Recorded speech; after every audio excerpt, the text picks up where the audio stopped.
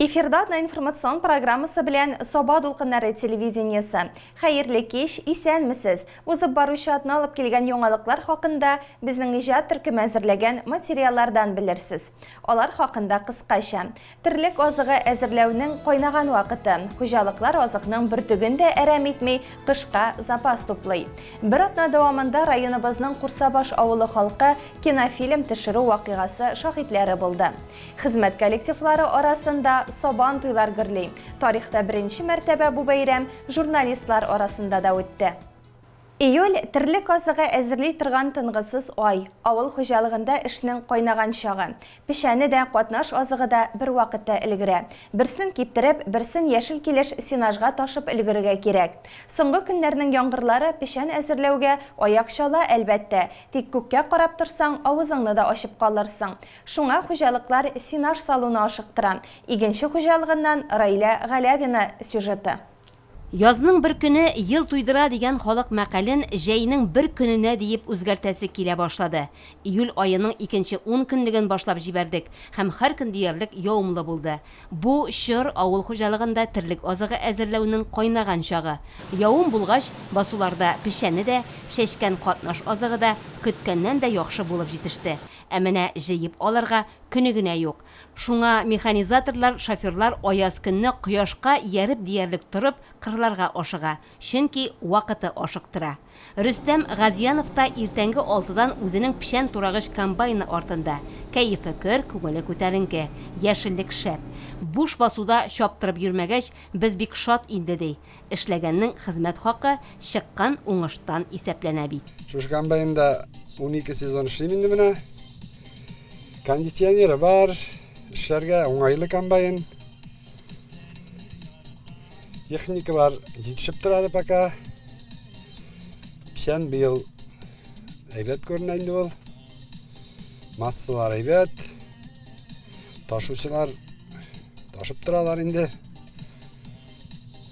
Акчаларны биреп торалар. Эшләгәнгә карап. Измә авылы өстендәге бу 150 гектарлы басуда бер еллык үлән иртә язда шәшелә.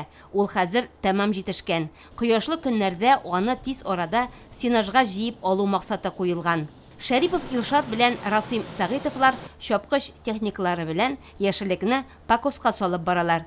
Рөстәм Газиянов белән Фәнил Галиев комбайн белән тураклатып КАМАЗ машиналарына тиеләр. Басудан техника өзелми. 8 КАМАЗ, 2 трактор комбайн астын алыштырып кына торалар. Игенче хуҗалыгы җитәкчесе Алмаз Зарипов терлек азыгы әзерләүгә бердәм команда белән көч куябыз ди. Яшеллек урыла, шунда ук дымлыкка тикшерелә һәм тоткарлыксыз синажга ташыла башлый. Иртә яздан арыш культураларын синажга салу буенча иң беренчеләрдән булып эшне башлап җибәрдек.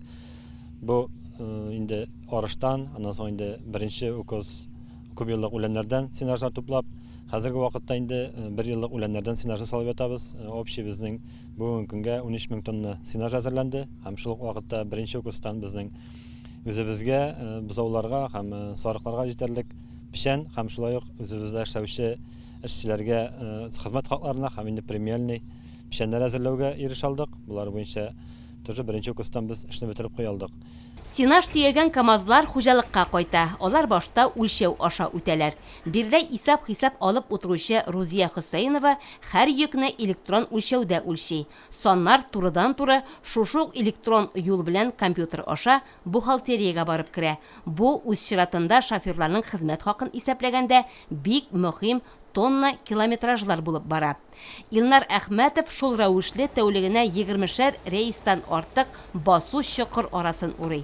25 ел хуҗалыкта шофер булып эшли ул. Бу аның икенче КАМАЗы. Тимер атым гына чапсын, ул чыдаса, мин һәрвакыт стартта ди Илнар. Бүгенге көндә без менә шу кармасмис салма ташабыз. Аллага шөкер, басулар әйбәт, кармалар күп.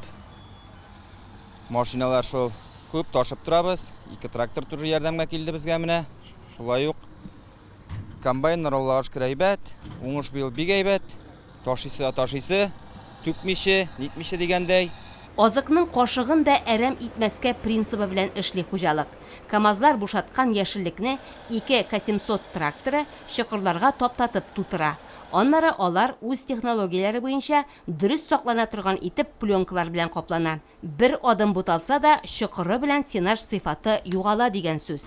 Шуңа зоотехник, агроном, инженерлар составы чокыр тирәсендә барган эшне ныклы үз контрольләренә алалар.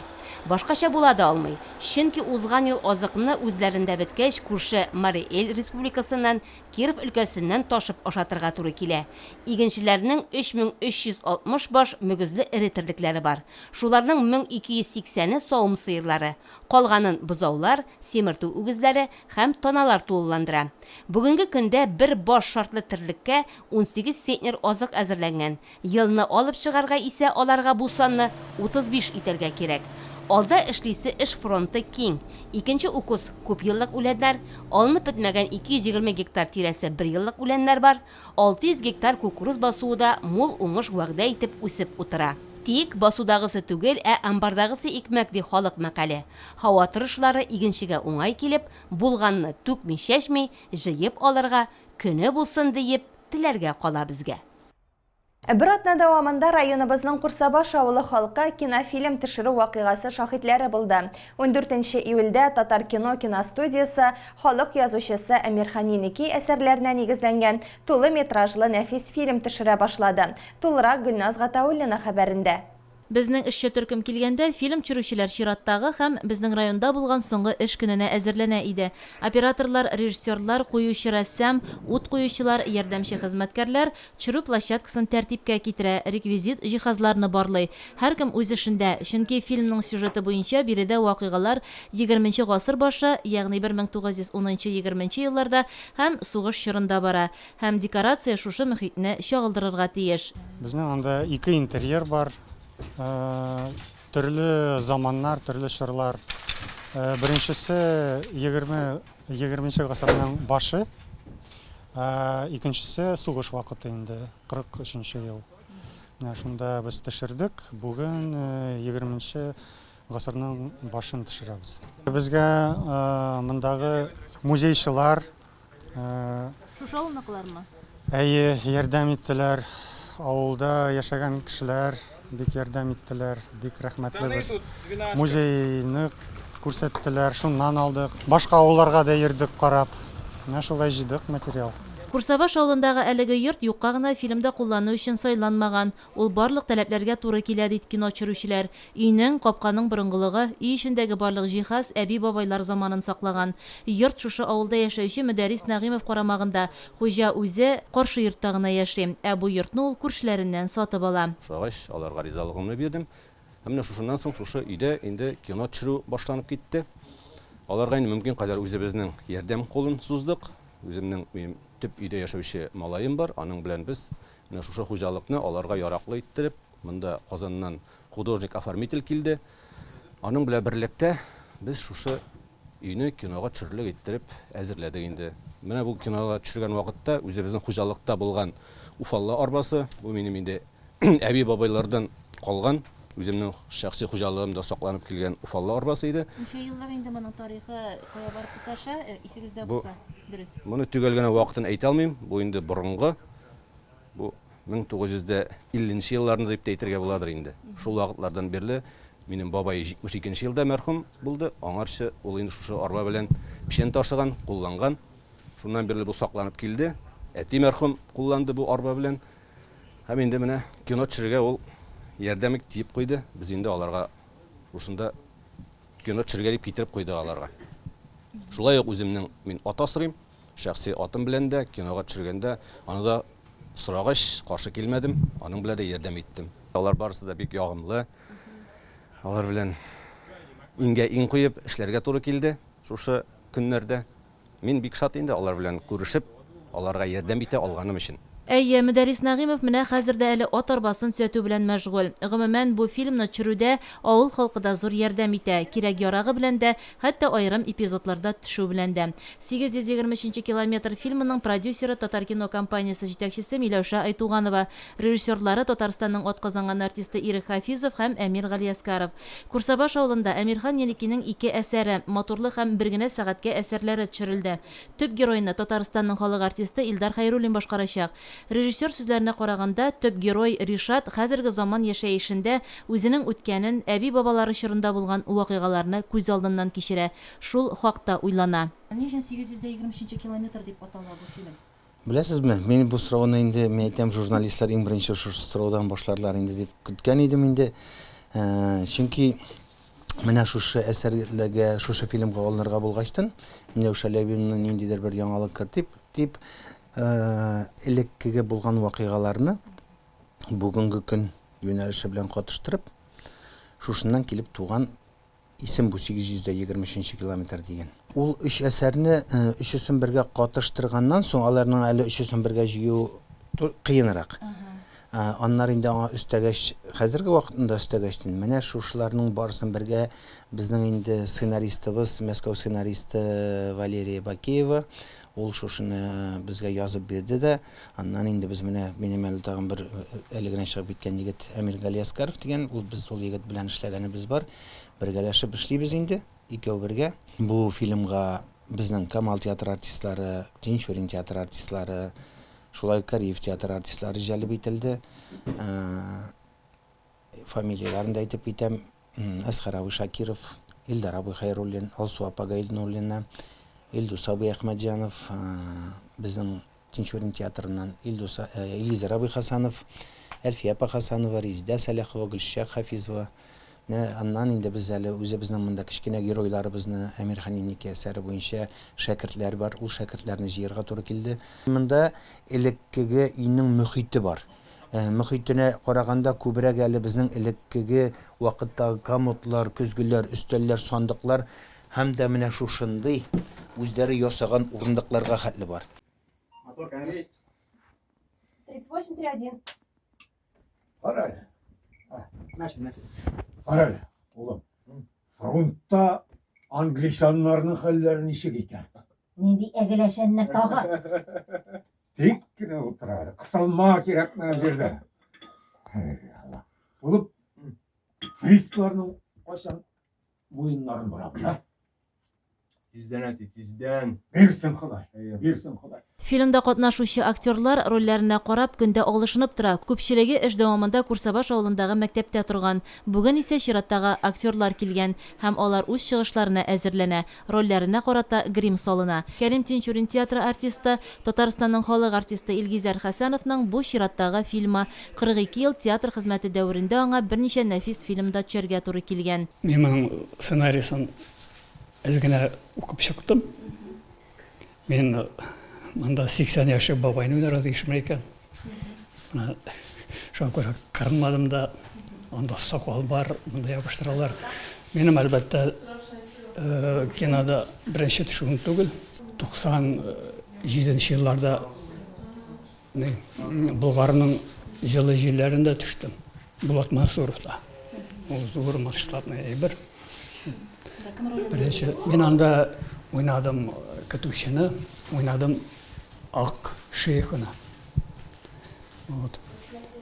Бик тәэсир калдырган иде ул вакытта. Иң беренче мәртәбә кинода төшәм. Мин анда күрдем театр белән киноның аермасын. Шуннан соң инде хәзер әйтәм 2007 елда төшәргә туры килде Бегенов киносында. Кино белән театр аермасы бик күп. Театрда аның бер репетиция булса, монда сценарийны рольне бирәләр дә. Режиссер бер төрле әйтергә мөмкин, син икенче төрле күрергә мөмкин. Аннан соң кай вакыт менә коризында үзенең төшкәнен менә булайрак икән, менә булай кирәк булган икән дип әйтеп куясың. Ләкин үзгәртеп булмый. Кино төшерелгән, күрсәтелә. Театрда берничә мәртәбә килде. Не бит инде ул репертуарга кергән, аны син атнага 2 мәртәбә уйлыйсың, ролеңне төрлечә күрсәтергә мөмкин, төрлечә камилләштерергә була. Режиссер Ирек Хафизов әйткәнчә, фильмда балалар да катнаша. Аларны ул өчен актерлар дип бәяләй. Аслан Миргаязов шуларның берсе. Үзенең 10 яшенә инде аның фильмнарда төшү тәҗрибәсе дә бар. Хәзергесендә Гыйлемдар Шәкерт ролен башкара. Мин фильмда 4-нче тапкыр төшәм. Миңа бу роль бик ошый. Мин Гыйлемдар ролен уйныйм һәм миңа гомуми бу фильмнарда төшәргә бик ошый. Тиздән Россия экраннарына чыгачак фильм Миколай фильмын без төшердек. Тагын мин Галиябану фильмында төштем һәм кыска метражлы фильмнарда төштем. Менә Лекегә авыл мөхитен чүрәсез шулай бит. Менә син бу турыда белә идеңме әле? Китаплардан укып булса да, менә андый тормыш булганын да белә идеңме? Әйе, белә идем. Музейларда бу тарихны күргәнем бар. Тыңлаганым бар телефоннан, китаплардан укыганым бар. Рәсемнәрне караганым бар. Курсабаш авылында планлаштырылган фильмны төшерү эшләре тәмам. Әмирхан Янекинең тагын бер Кем җырлады әсәре һәм бүгенге көн вакыйгалары исә башкалабыз Казанда төшереләчәк. Улуг юбилейларын билгеләүче элеккәннәребезне илләренә барып тәбрикләү пандемия шартларында тыелып торган иде. Шикләүләр бетерелгәннән соң ул тагын яңарды. Шушы көннәрдә Өтернәс авылында гомер итүче Мусин Рауил Муса улы үзенең 90 яшын билгеләде. Рауил Муса улын туган көне белән республика район җитәкчелеге исеменнән социаль яклау идарәсе җитәкчесе Лилия Гайнетдинова тәбрикләп бүләк күчтәнәчләрен тапшырды. Рауил абый хезмәт юлын хуҗалыкта төрле эшләр башкарып үтә. Лаеклы ялга шофер вазифасыннан китә. Игенче хуҗалыгы җитәкчесе Алмаз Зарипов та үз ветераннарына карата бик игътибарлы. Туган көнендә ул да Рауил абыйның бәйрәм шатлыгын уртаклашты. Кулын кысып бүләген бирде. Юбиляр бүгенге көндә улы Дамир, килен Рушания оныгы Әлфис тәрбиясендә бәхетле картлыгын каршылый.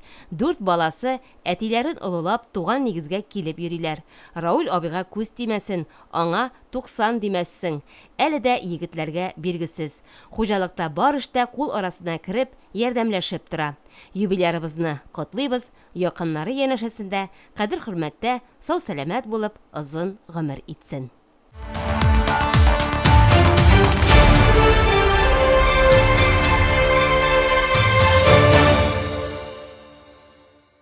Дәвам итәбез. Узган атнада терлекчеләр Сабан туй мәйданына җыелды. Ил табынын байытучыларны Татарстан Республикасы авыл хуҗалыгы һәм азык-төлек министры урынбасары Ленар Гарипов, Татарстан Республикасы авыл хуҗалыгы профсоюзлары җитәкчесе Фәридә Гарифуллина, Сабан муниципаль районы башлыгы Рәис Миннаханов һәм башка җитәкчеләр котлады.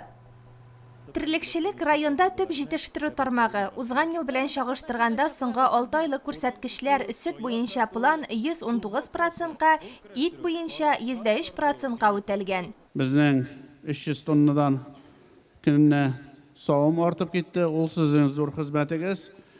Безнең ит җитештерүдә дә зур уңышларыбыз. Ул сезнең турыдан тырышып эшләгәнегез аркасында. Шин күңелдән бик зур рәхмәт. Бәйрәм белән. Ярты елда бер сыердан 4955 килограмм сөт савып алынган.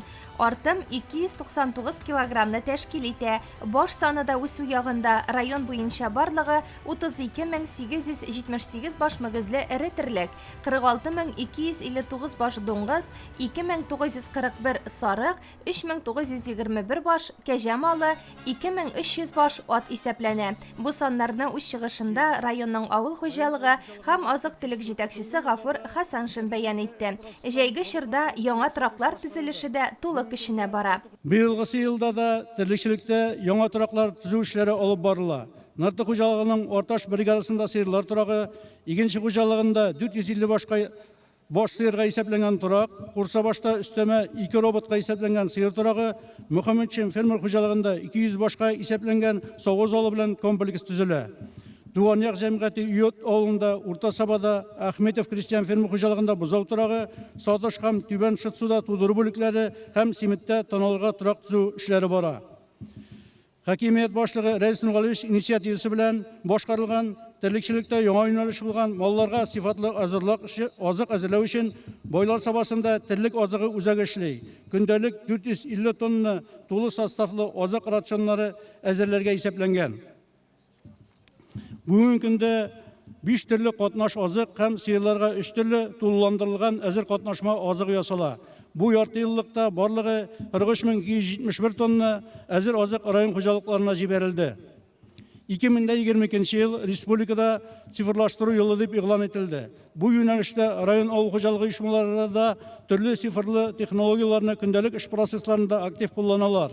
23 комплексларында һәм фирмаларда Дириком 305, Алпро, Делпро, Лели, Селекс көтү белән идарә итү программалары эшли. Районның барлык ире хуҗалыклары малларны бердәм идентификациялау системасына теркиләр. Район буенча барлыгы 87% мал теркәлгән. Кооператорлар үсешенә дә зур ярдәм күрсәтелә. Тантаналы ачылышта алдынгы хуҗалыклар Саба муниципаль районы башлыгының рәхмәт хаты һәм хуҗалык алдынгылары акчалата премиялар белән бүләкләнде. Айрым кешеләргә министрлыкның мактау грамоталары тапшырылды.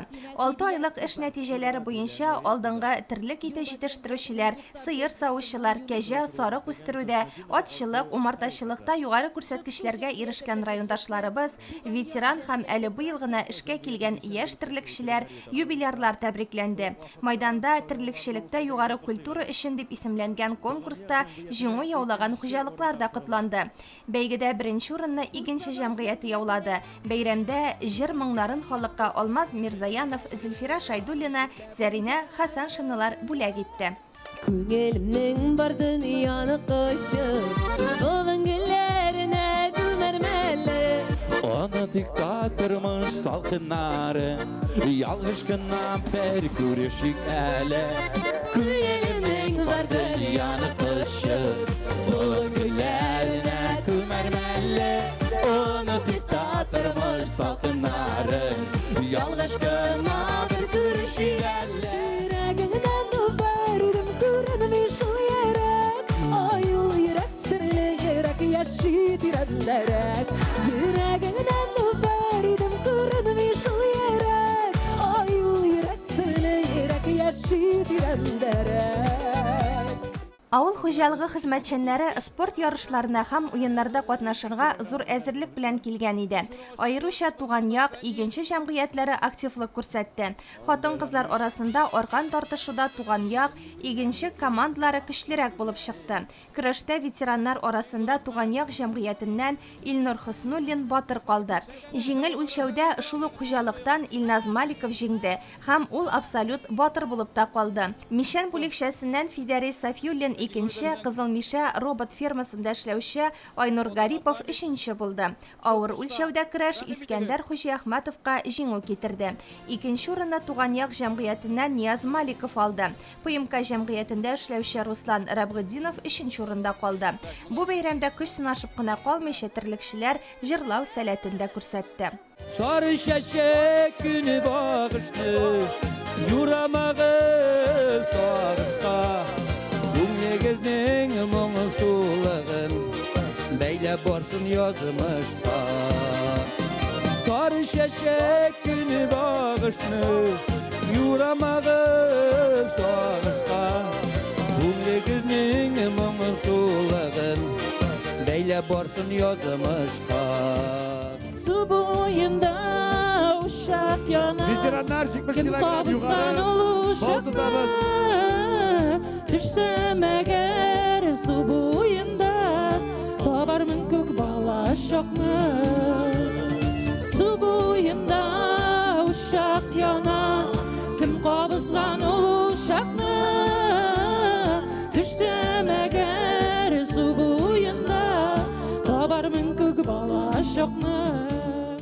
Сабага журналистлар десанты килеп төште. Татмедианың 15 еллыгы уңайнан беренче тапкыр оештырылган Сабан туе нәкъ менә безнең җирлегебездә үтте. Татмедиа акционерлык җәмгыятенең барлык филиаллары, басма матбугат, телерадио компания, социаль челтәр вәкилләре, блогерлар, Татарстан Республикасы журналистлар союзы вәкилләре һәм башка чакырылган кунаклар күңелле аралашып, бәйгеләрдә көч сынашып, рәхәтләнеп ял итте. Мондый чаралар вакытында камера камера, микрофон, фотоаппарат ортында эшләгән журналистлар үзләре дә менә дигән сер бирмәс спортчылар икән. Иң матур мизгелләр безнең алдагы язмабызда. Сабан туйының яме күрке бирнә җыеп башлана. Журналистлар да милли бәйрәмебезгә бик күп бүләк күчтәнәчләр белән килгәннәр иде. Иң элек йолаларга тугры калып бирнә җыеп алынды. Кылгага сөлге, тастымал, яулык, тукымалар бәйләнде. Иң матур такмак җырлар җырлады.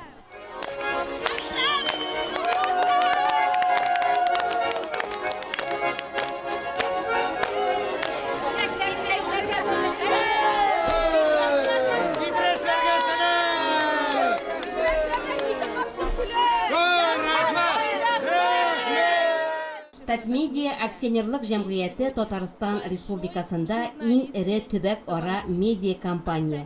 Бүгенге көндә аның кул астында 70 филиал тупланып, үз эшчәнлеген алып бара. Бу составны республика, шәһәр, район басма матбугаты, телерадиокомпаниялар, Татар информ информацион агентлыгы, Идел пресс басма полиграфия комплексы тулыландыра.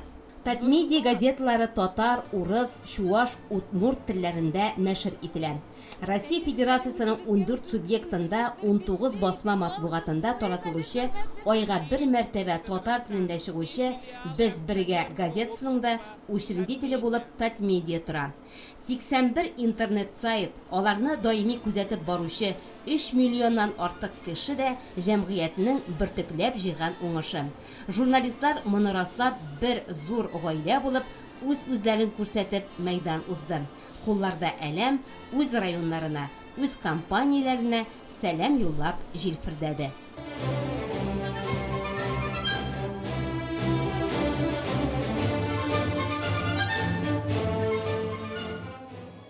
Сабан туйының әләмен Саба дулкыннары телерадиокомпаниясы директоры Әлфия Мөбәрәкова, Саба таңнары газетасы баш мөхәррире Рөстәм Исмәгыйлев күтәрделәр.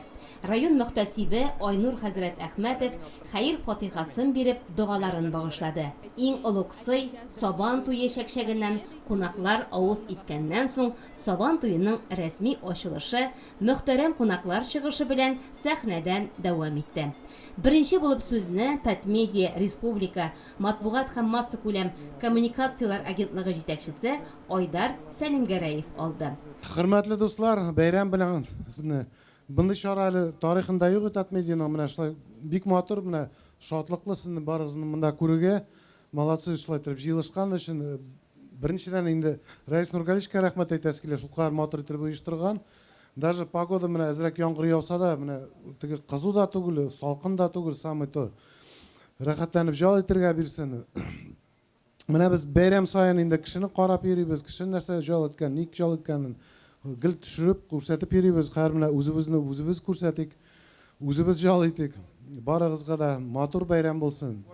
Татарстан Республикасы Дәүләт Советы рәисе урынбасары, Татарстан Республикасы Президенты кашындагы татар телен саклау һәм үстерү мәсьәләләре комиссиясе рәисе, журналистларның бик якын дусты Марат Әхмәтов иң матур котлау сүзләрен әйтте. Хәерле көн, кадерле дуслар.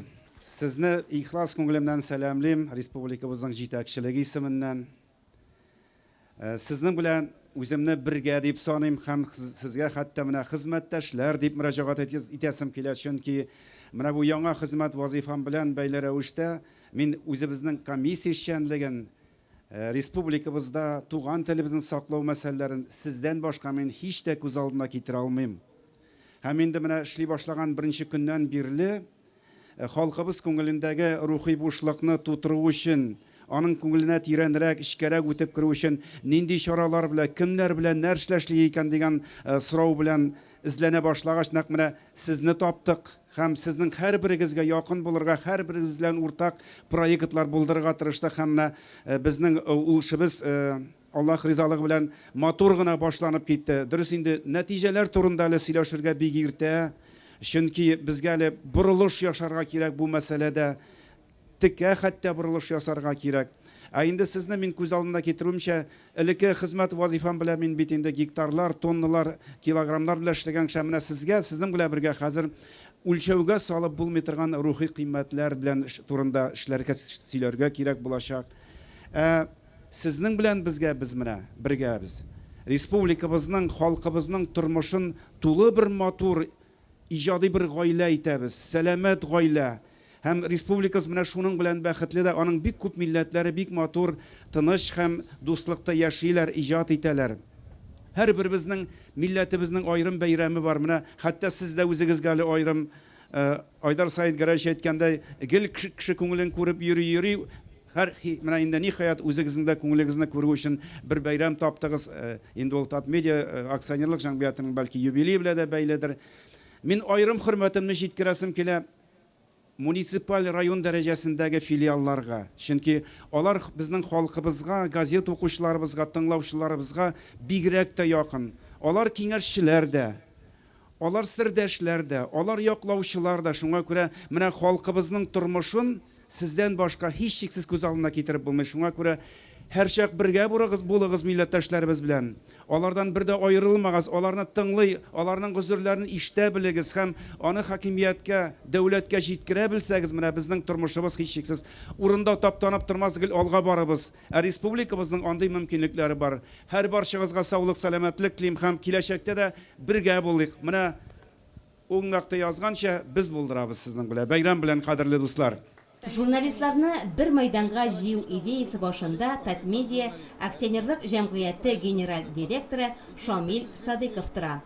Ул теләкләрен тормышка ашыруга, Саба җирлегенең теләктәшлек белдерүенә зур рәхмәтләрен җиткерде. Бүген Татарстан тормышын Татмедиасыз күз алдына китереп булмый. Хөрмәтле Марат Готович, сезгә бик зур рәхмәт. Без сез ничә еллар буе безгә нык булышлык ясыйсыз. Миллилегебезне сакларга булышасыз. Спасибо Айдар Саид Гәрәчу. Без его помощи, конечно, мы не смогли бы все это организовать сегодня.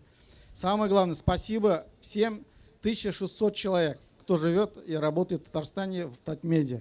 1600 человек. Без них жизнь сегодняшнего Татарстана представить невозможно. Огромное спасибо каждому журналисту, каждому руководителю филиала. Бик зур рәхмәт сезгә. Бәйрәм белән. Яңгыр ява, бу яхшы күрсәткеч. Тик юлда булыйк, дөрес юлда булыйк. Беренче тапкырга булмасын бу, соңгысы булмасын, Алла берсә. Бәлки мөмкинлек булса әле бу традициягә дә әйләнер дип өметләнәбез. Рәхмәт сезгә. Бәйрәм котлауларына тәбрикләүләр ялганды. Журналистика үсешенә лаеклы хезмәте белән өлеш кертүчеләргә Татарстан Республикасы Дәүләт Советы рәисе исеменнән рәхмәт хатлары, Татмедиа Республика матбугат һәм масса күләм коммуникациялар агентлыгы мактау грамотлары, Татмедиа акционерлык җәмгыяте мактау грамотлары тапшырылды. Соңгысына Саба дулкыннары телерадиокомпаниясе радио бүлеге редакторы Гөлшат Галиәкбәрова белән Саба таңнары газетасы корреспонденты Фәридә Вилданова да ия булды. Иң дулкынландыргыч мизгелләр якынлашты. Мәйданның һәр почмагында җанлылык, уеннарга әзерлек башланды. Бүгенге очрашуның төп максаты ярышу, көч сынашу бит. Командалар сер бирмәскә ныклы әзерлек белән килгәннәр. Алдан таратылган программалар буенча аларның барысы да нинди бәйгеләр буласын белеп торды. Сабаның Олимп спорт мәктәбе тренерлары Сабан туеның традицион ярышларында, яңача заманчаларында бик зур төгәллек белән оештыруга үзләреннән өлеш керттеләр. Һәр бәйге алар контролендә гадел шартларда барды. Уеннарга старт әтәч шаптырып бирелде. Тизлеккә чыныгу шуннан башланды. Шүлмәк вату, капшык киеп йөгерү, кашыкка йомырка салып йөгерү, стаканга су тутыру, утын кисү, ласта, кул көрәше, капшык сугышы, турникта күтәрелү, гер күтәрү, шиләк көянтә белән йөгерү. Барсында да журналистлар көндәшләренә сер бирмәде. Көрәшнең бик кайнары волейбол мәйданында барды. 12 команда төп приз компьютер өчен уйнады. Җиңү Казан утлары ялкын журналларының берләшкән командасына елмайды. Барлык журналистларны берләштергән иң киеренке бәйге мөгаен аркан тартышу булгандыр. Монда хатын-кызлар, ир-атлар командалары һәр кайсы аерым сынау тотты. Көндәшләргә җиңелмәү өчен шактый тир агызырга туры килде. Коллективларның бердәмлеге, көчлелеге шушы төрдә бик ачык күренде. Монда сүзләр артык. Монда чын мәгънәсендә күмәк көч тантана итте. Финалга шулай килеп җиттеләр. Спаслар мала җиңде. Спас командасы беренче урында. Сабан туйының төп бәйгесе ул көрәш. Журналистлар арасында да келәм тотучы осталар шактый булып чыкты. Көрәшчеләр бил алышып, бик матур алымнар күрсәттеләр. Төп бүләк тәкәгә ия булу теләге барысында да көчле иде шул. Батырлар яуда сыналгандай, көрәштә батыр келәмдә сынала шул. Монда иң көчлесе итеп үзен Фәрит Салихов күрсәтте. Ул Шәһри Казан журналисты, күрше район теләшче егете. Көрәш турында бар серләрен белеп язучы оста журналист үзе дә оста көрәшче икәнен ачык раслап күрсәтте. Һәм күреп торабыз инде көрәш дәвам итә. Опа! Чисто! Шулай итеп. Журналистлар Сабан туйының 2022 елга батыры Шәһри Казан журналисты Фәрит Салихов. Батырга бүләк тәкәне Саба дуканнары телерадио компаниясе тәкъдим итте. Мондый тантаналы мизгелләре белән бәйрәм ахырына якынлашты. Сәхнәдән айрым төрләрдә призлы урыннарны яулаучыларны тәбрикләделәр. Аларга акчалы конвертлар тапшырылды. Шушы җиңүчеләр арасыннан иң күп очко җыйган команданы ачыклап, Сабан туйының иң көчле командасында игълан иттеләр. Ул мәртәбәгә Нурлат районы лаек булды. Сабан туйы тәмам, һәр күңелдә шатлык туйы. Очрашу, күрешү, аралашу үзе бер гомер. Иң мөһиме ул дәвамлы булсын. Журналистлар бу бәйрәмнән киләсе бәйрәмгә старт алып таралды. Халыкка бәйрәм бүләк итүче һөнәр ияләре, мәдәният хезмәткәрләре узган атнада үзләре бәйрәм итте. Мишәбаш авылының Сабан туй мәйданында мәдәният хезмәткәрләренең Сабан туйы гөрләде. Бездә әлеге чараның шаһитләре булдык.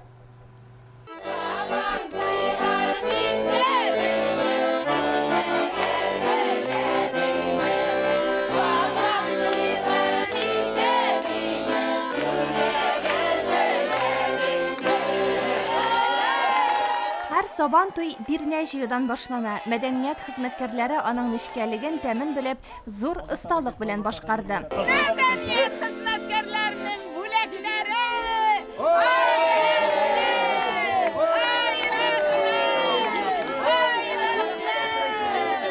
Районда 300 мәдәният хезмәткәре бар. Ул күп тармаклы өлкә, музей, китапханә, мәдәният йортлары һәм авыл клублары үзешчән сәнгать коллективларында кылачлый.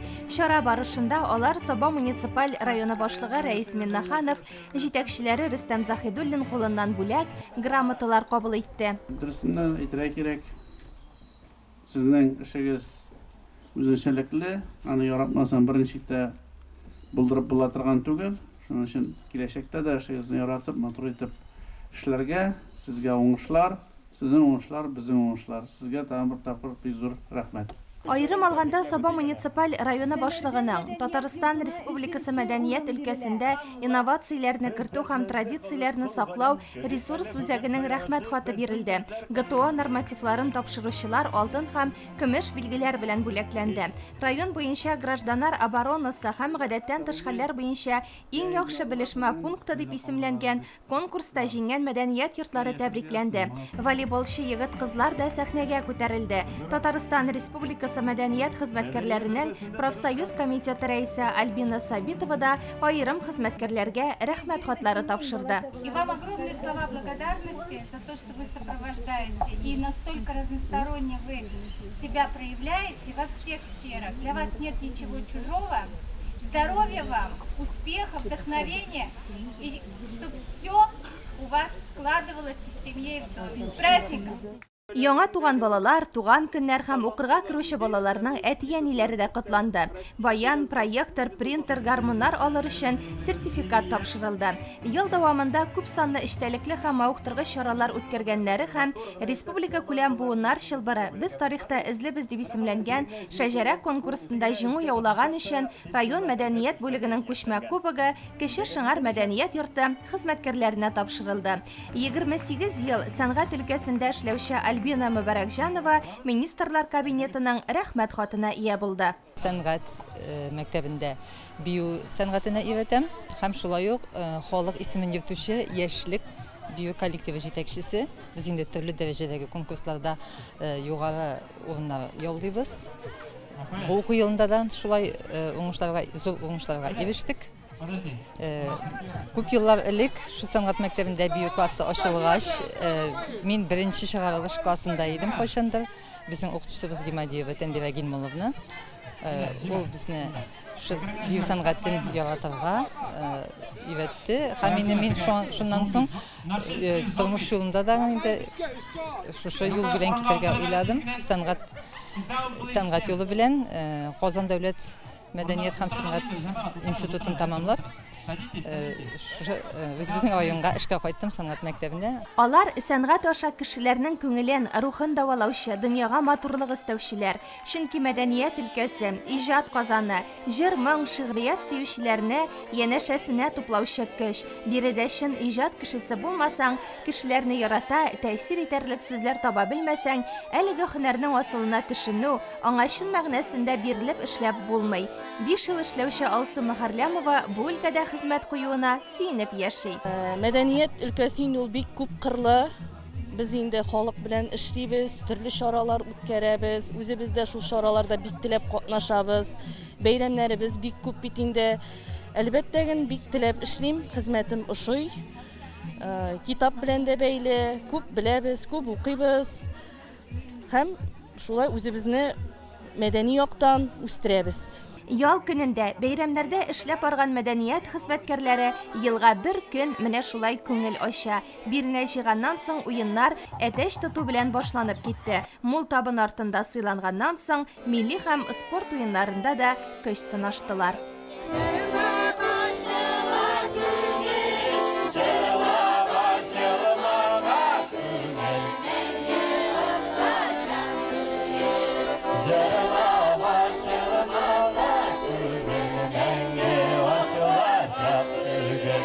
Әйдә, матурлы әйтеп, бүләкне